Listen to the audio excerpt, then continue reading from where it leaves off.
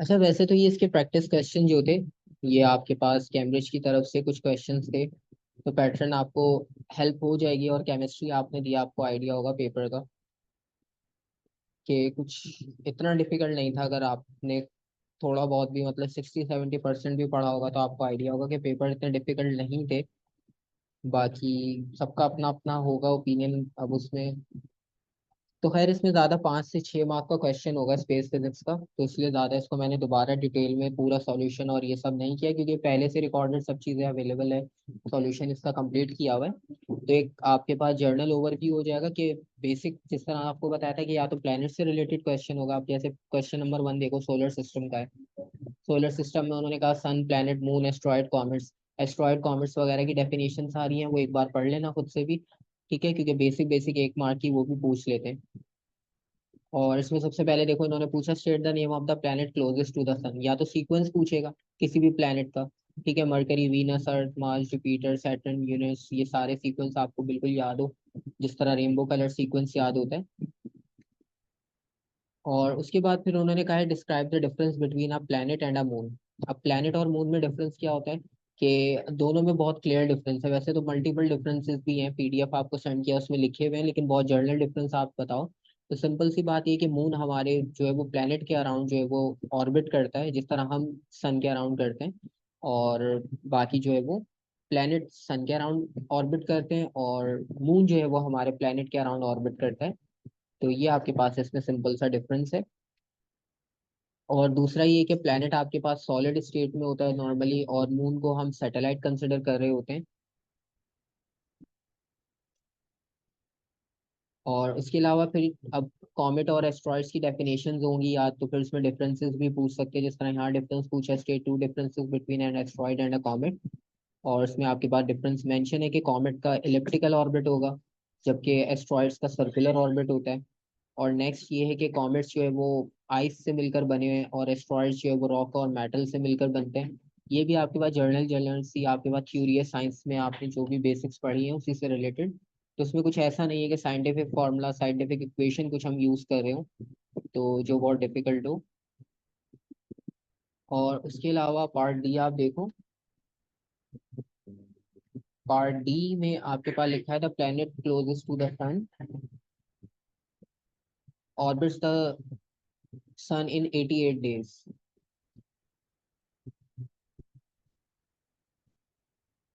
और उसके बाद उन्होंने कहा है कि state 2 reasons why the earth takes longer to orbit the sun than this planet.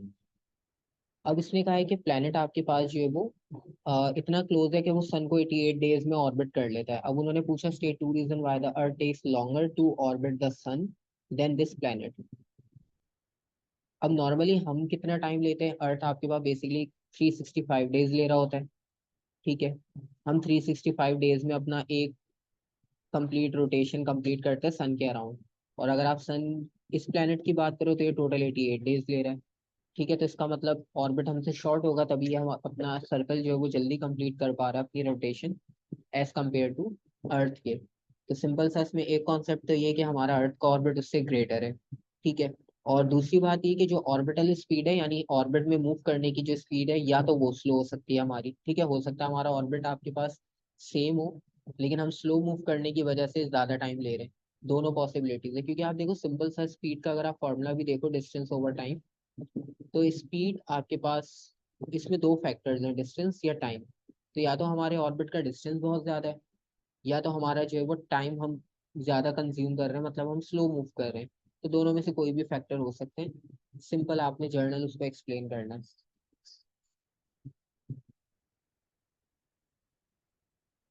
और उसके बाद state the time taken for light to travel from sun to the earth. अच्छा, ये एक नंबर है फिक्स, ये आप याद कर लेना। ये एक जर्नल आपके पास नंबर है, नोट्स में उसमें पीडीएफ जो है उसमें लिखा हुआ है, ये मेंशन है। वरना ये एक नंबर है, सिंपल याद कर लेना कि नॉर्मली हमें कितना टाइम रिक्वायर्ड होता है, सॉरी, लाइट को सन से अर्थ तक मूव करने के लिए।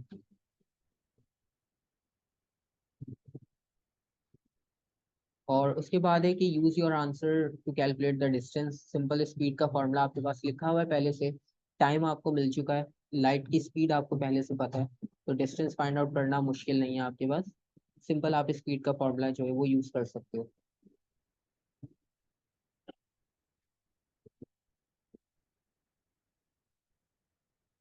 उसके बाद उन्होंने और कुछ जर्नल कॉन्सेप्ट पूछे हैं। Air is the time for, अब एक एयर का टाइम क्या होता है हमारे पास, अब हम इसको प्लैनेट्स के अकॉर्डिंग बताएंगे, ठीक है। क्योंकि यहाँ पर एक चीज याद रखना है, स्पेस में आपके पास प्लैनेट्स की बात हो रही है, सोलर सिस्टम की बात हो रही है, यूनिवर्स की बात हो रही है, तो उसी के रेफरेंस से आपने सारी चीजों को बताना है, ठीक है। मतलब काइनेमेटिक्स डायनेमिक्स के उससे रेफरेंस से कुछ भी नहीं एक्सप्लेन करना। तो अब यहाँ पर एयर की बात कर रहे हैं, तो एयर की बात अभी हमने पहले भी की कि हमारे अर्थ को 365 डेज जो है वो रिक्वायर्ड होते हैं, ठीक है। और वो 365 डेज हमें रिक्वायर्ड होते हैं कंप्लीट ऑर्बिट करने में, तो आप एयर को एक्सप्लेन कर सकते हो। जिस तरह यहाँ लिखा है कि year is the time for earth to complete its orbit around the sun. और इसी तरह से अब मंथ को डिफाइन करना है। अच्छा, एक एयर को हमने डिफाइन किया अपने अर्थ के अकॉर्डिंग, क्योंकि ऊपर लिखा हुआ है year, year month day can define in terms of motion of earth moon and sun. आप किसी के भी रेफरेंस से बता सकते हो। अब अर्थ हमारे लिए सिंपल है, हमें सारे नंबर्स याद है, तो हम अर्थ के रेफरेंस से बता देंगे तो ज़्यादा ईजी है, ठीक है। मून के रेफरेंस से बता सकते हैं, क्योंकि ये सारी चीज़ें जर्नल है हमारे सोलर सिस्टम में, हमें पहले से इसके बारे में आइडिया है। तो पहले हमने एयर को एक्सप्लेन किया, अब मंथ की बात हो रही है। अब मंथ आपको पता है, हम नॉर्मली मून जिस तरह इस्लामिक डेट्स देखते हैं, तो हमारे पास हर मंथ जो है वो चेंज होता है, वो मून के उसके फेजेस के अकॉर्डिंग चेंज होता है, ठीक है। तो हमारे पास जो मंथ को एक्सप्लेन करना है, तो मंथ को एक्सप्लेन हम सिंपल करेंगे कि जो हमारा मून होता है, तो मून हमारे पास एक मंथ में कंप्लीट रोटेशन करता है अर्थ के अराउंड। तो month is the time for moon to complete this orbit around the earth axis. तो ये हमारे पास मंथ की एक्सप्लेनेशन हो गई। और फिर उसके बाद डे की बात हो रही है। अब डे में आप सिंपल अर्थ को रेफरेंस बनाओ, जिस तरह हम एक कंप्लीट अपने एक्सिस के अराउंड रोटेशन करते हैं 24 आवर्स, हमारा डे और नाइट जो पूरा सर्कुलेट होता है, तो वो 24 आवर्स में होता है। तो जब हम डे को एक्सप्लेन करेंगे, तो डे को एक्सप्लेन करेंगे अर्थ के एक्सिस के साथ, कि डे हमारे पास वो टाइम होता है जिसमें अर्थ अपने एक्सिस के अराउंड कंप्लीट रोटेशन करती है, कंप्लीट, ठीक है। तो ये इस तरह से जर्नल जर्नल कॉन्सेप्ट है। कुछ भी ऐसा नहीं है कि साइंटिफिक आपको बिल्कुल याद करना हो, या कोई इक्वेशन आपको देंगे वो उससे रिलेटेड, क्योंकि इसमें आपके पास तीन डिफरेंट फेज बनेंगे। या तो बिल्कुल जर्नल प्लेनेट के बारे में पूछेगा, जैसे अभी हमारे पास ये क्वेश्चन है, वरना आपके पास कुछ स्टार्स के बारे में पूछेगा, लाइफ साइकिल, जो अभी पिछले उसमें सेशन में अभी किया हमने, वरना वो बिग बैंग और उसके एविडेंस के बारे में पूछेगा। और नेक्स्ट इसमें ऑर्बिटल स्पीड का कॉन्सेप्ट है। तीन डिफरेंट प्लैनेट्स दे दिए, तीनों की ऑर्बिटल स्पीड्स मेंशन है, ठीक है। ऑर्बिटल स्पीड बेसिकली आपके पास वो स्पीड होती है जिस स्पीड से आप अपना कंप्लीट एक ऑर्बिट करते हो, जितना डिस्टेंस ऑर्बिट का होगा, जितने टाइम में आप उसे कवर करोगे, तो वो बेसिकली आपकी ऑर्बिटल स्पीड होती है। और उसके अलावा इन्होंने टाइम दिया हुआ है कि अर्थ की अगर हम बात करें, तो अर्थ का तो हमें पता है एक ईयर उसे कंप्लीट चाहिए होता है ऑर्बिट करने के लिए सन को। और दूसरा ये कि जुपिटर और सैटर्न, इनके कुछ आपके पास टाइम जो है वो डिफरेंट है। 12 ईयर्स जुपिटर को चाहिए, 29 ईयर्स सैटर्न को चाहिए। तो ये कुछ आपके पास नंबर्स हैं। खैर ये कैलकुलेशन अभी बाद में देखते हैं, ये वाली कि क्यों की थी हमने। अब इसमें ये कि using table 2.1 calculate the average radius of Saturn orbit around the sun, give your answer in kilometres. अब उन्होंने आपको सारा टेबल देने के बाद जो है वो सैटर्न के बारे में पूछा, ठीक है। अब सैटर्न के बारे में आपसे वो पूछ रहे हैं, सबसे पहले आपके पास जो ऑर्बिटल स्पीड का फॉर्मूला है, ये ऑर्बिटल स्पीड है। इस ऑर्बिटल स्पीड के फॉर्मूला को अगर आप देखो, तो इसमें 2πr/t, ये सारी इंफॉर्मेशन है। 2π कांस्टेंट, आर रेडियस की बात हो रही है, टी जो है वो आपका टाइम पीरियड होगा। तो बेसिकली इसमें से हमने रेडियस फाइंड आउट करना है किलोमीटर्स में, और रेडियस फाइंड आउट करने के लिए आपने स्पीड को मल्टीप्लाई किया टाइम से। अब उसका टाइम देखो कितना था, 29 ईयर्स। 29 ईयर्स का टाइम है, तो 29 ईयर्स को हम सिंपल आवर्स में लेकर आएंगे, ठीक है। और क्योंकि हमारे पास अब यूनिट्स सेकंड्स वाले नहीं है, क्योंकि काइनेमेटिक्स डायनामिक्स और जब हम जनरल सॉल्यूशंस कर रहे होते हैं, तो वहाँ पे हमारे पास सेकंड जो है वो यूनिट यूज हो रहा होता है। लेकिन जब हम स्पेस और इसमें बात कर रहे होते हैं, तो हम एयर्स और आवर्स में बात कर रहे होते हैं, क्योंकि सेकंड्स बहुत आपके पास लार्ज वैल्यू हो जाएगी वहाँ पे सेकंड्स को काउंट करना। तो स्पीड आपके पास मेंशन है 3.5 एक्सपोनेंट 4, और 29 आवर्स को आपने मल्टीप्लाई किया नंबर ऑफ डेज से, नंबर ऑफ आवर्स से, और डिवाइडेड बाय सिंपल 2π किया, तो आपके पास रेडियस का आंसर आ जाएगा कि कितना आपके पास उसका रेडियस होगा। कि अगर आपके पास सेंटर में सन है यहाँ पर, और उसके अराउंड कितना डिस्टेंस उसका रिक्वायर्ड होगा उस प्लेनेट को, कि वो उसको ऑर्बिट कर सके, तो उसका जो ऑर्बिट का टोटल डिस्टेंस आया आपके पास, रेडियस आया वो 1.4 एक्सपोनेंट 9। तो बेसिक है क्वेश्चन इसमें, बस फॉर्मूला याद रखना और यूज कैसे करना है, उसमें इतनी ज्यादा कोई कॉम्प्लिकेशंस नहीं होगी। बस थोड़ी थोड़ी बेसिक्स कॉन्सेप्ट्स क्लियर रखते जाओ, उसमें इजी है, इतना कोई डिफिकल्ट नहीं है। ठीक है, फर्स्ट टाइम है एक तो फर्स्ट टाइम में इतना कोई डिफिकल्ट वो आपसे नहीं पूछेंगे, क्योंकि आपके पास रिसोर्सेज भी अभी कम है, फर्स्ट टाइम इंक्लूड हुआ है और पूरा चैप्टर इंक्लूड हुआ है, तो इस वजह से। अच्छा, अब ये वाला क्वेश्चन थोड़ा इसमें है, बाकी के कंपैरिजन में थोड़ा सा मतलब थोड़ा सा जर्नल आपके इसमें सोचना पड़ेगा। अब इसमें इन्होंने अलाइनमेंट दिया आपको अर्थ की, जुपिटर की, सैटर्न की। जो ऊपर हमें डाटा दिया था ये उसी से रिलेटेड है। ये सारी जो डाटा की वैल्यूज थी ये सब हमें यहाँ पे रेफरेंस के लिए यूज करनी है। अच्छा, अभी ऊपर वाले सारे पार्ट आप छोड़ दो, ठीक है, वो हो गया, वो वहां तक एंड है, अब उसका इससे कोई लिंक नहीं है बेसिक। इसमें क्या फिगर 2.1 है, इसमें 3 प्लैनेट्स हैं और तीनों जो है वो अभी एक लाइन में सन के साथ। और उन्होंने ये कहा हमें कि अभी हमने ऊपर देखा था कि 29 ईयर्स चाहिए थे सैटर्न को, मतलब 29 ईयर्स में एक रोटेशन उसकी कंप्लीट होती है, तो अगर सैटर्न स्टार्ट करेगा इस पॉइंट से, अगर ये इसका इनिशियल पॉइंट था, तो ये 29 ईयर्स बाद वापसी इसी पोजीशन पर आएगा जो उसकी इनिशियल थी। और अर्थ और जुपिटर इनका टाइम पीरियड कुछ अलग था, तो जरूरी नहीं है कि, और बल्कि कंपलसरी है कि वो 29 ईयर्स बाद इसी पोजीशन पर नहीं होंगे। ठीक है, तो अब क्वेश्चन उनका ये है कि use data from table 2.1 to explain Y.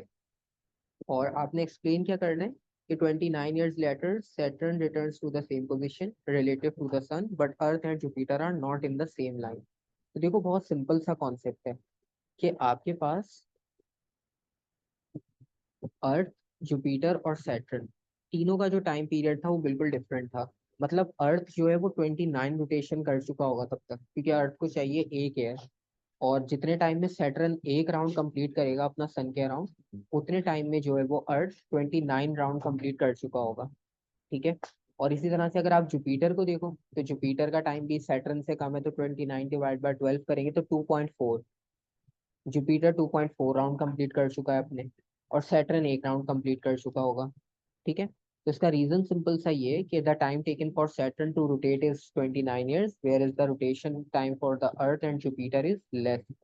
So they would complete 29 and 2.4 rotation.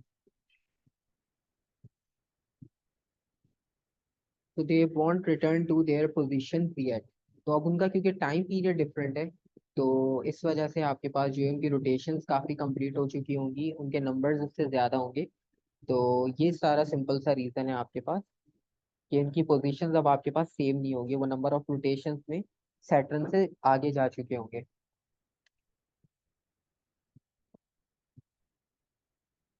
और फिर उन्होंने इसी डाटा को यूज करते हुए कहा है कि show the position of 3 planet exactly 6 years after the diagram in figure 2.1।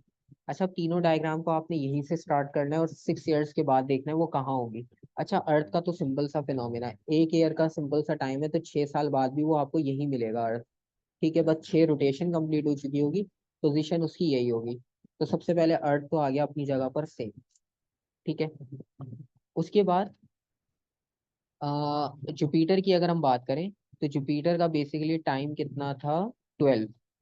तो 12 का मतलब ये है कि वो हाफ रोटेशन पूरी कर पाए, क्योंकि इन्होंने टाइम पीरियड दिया 12 ईयर्स का। अगर हम जुपिटर की बात करें, हाँ जुपिटर का ये मेंशन कर दिया पहले से, बल्कि कि जुपिटर का 6 ईयर्स का मतलब ये कि 12 उसका ओरिजिनल टाइम था, लेकिन हमसे वो 6 ईयर्स का पूछ रहे हैं, यानी हम हाफ रोटेशन तक पहुंच पाएंगे। तो हाफ रोटेशन का मतलब ये है कि अगर हमने ये इनिशियल पोजीशन से स्टार्ट किया था, ठीक है, तो इस पोजीशन से स्टार्ट करने के बाद हमारी जो हाफ रोटेशन होगी वो यहाँ कंप्लीट हो जाएगी, 180। और अब प्रॉब्लम है मेन कि जो सैटर्न है, सैटर्न को देखना है, क्योंकि सैटर्न का एक बिल्कुल ही और सा नंबर है 29, और उसकी यहाँ पर हमने एंगल फाइंड करके दिखाया हुआ है पहले से कि 6 को हमने 29 से डिवाइड किया, क्योंकि 29 में उसका एक कंप्लीट होना था, लेकिन हमारे पास यहाँ 6 ईयर्स की बात हो रही है, तो 6 को 29 से डिवाइड किया और मल्टीप्लाई बाय 360 कर दिया, ताकि हमारा जो आंसर है वो डिग्रीज में आ जाए। तो उसका आंसर आया 74। तो 74 का मतलब है ये हमारा इनिशियल पॉइंट है, आप यहाँ से जो है वो इसके डिग्रीज काउंट करोगे तो ये डिग्री आपको 74 मिलेगा यहाँ पर। ठीक है, क्योंकि नॉर्मली रोटेशन आपके पास जो है वो हाँ, क्योंकि हमने रोटेशन अपने राइट से कंसिडर की है, तो ये आपकी जो है वो रोटेशन 74 डिग्रीज पर मिल जाएगी आपको।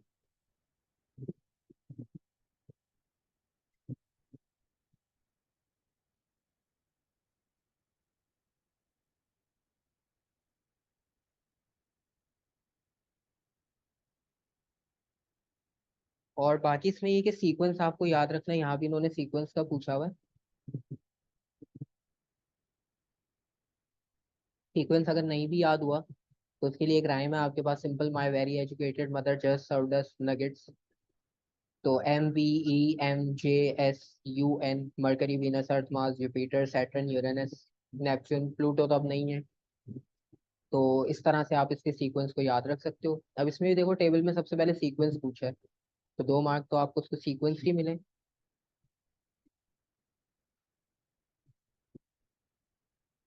पार्ट बी है the planet move around the sun, the distance between earth and Jupiter changes. और उनके डिस्टेंस आपने फाइंड आउट करना है। अब उनके डिस्टेंस आपको उन्होंने पहले से मार्क करके दिए हुए टेबल में, और इस टेबल से आपने यूज करते हुए बताना है कि उनके डिस्टेंस में क्या चेंज आएगा। तो अगर आपने स्मॉलेस्ट डिस्टेंस फाइंड करना है, तो स्मॉलेस्ट डिस्टेंस के लिए आपने क्या किया कि हम अर्थ की रेफरेंस से बात कर रहे हैं, ठीक है। The distance between the earth and Jupiter. तो इसका मतलब है हमारा मेन फोकस अभी जुपिटर और अर्थ के नंबर पे है। तो जब हम स्मॉलेस्ट डिस्टेंस की बात करेंगे तो हम उसे सब्ट्रैक्ट कर लेंगे, जब हम सब्ट्रैक्ट करेंगे तो सबसे स्मॉलेस्ट डिस्टेंस मिलेगा। और लार्जेस्ट डिस्टेंस चाहिए तो हम उसे ऐड कर लेंगे। सिंपल आपके पास जर्नल कॉन्सेप्ट है, कुछ भी कोई ऐसा नहीं है कि जिसके लिए आपको इसमें स्पेस फिजिक्स में कोई फॉर्मूला याद करना पड़े। यहाँ तक कोई क्वेश्चन?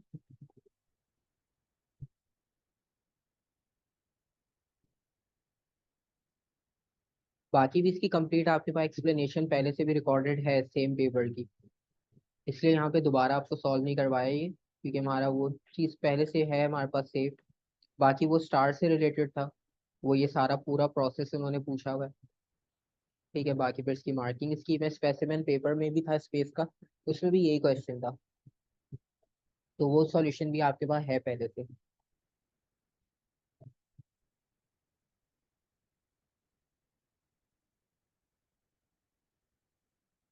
तो अगर यहाँ तक कोई क्वेश्चन नहीं है तो फिर हम बाकी सेक्शन कंटिन्यू करते हैं।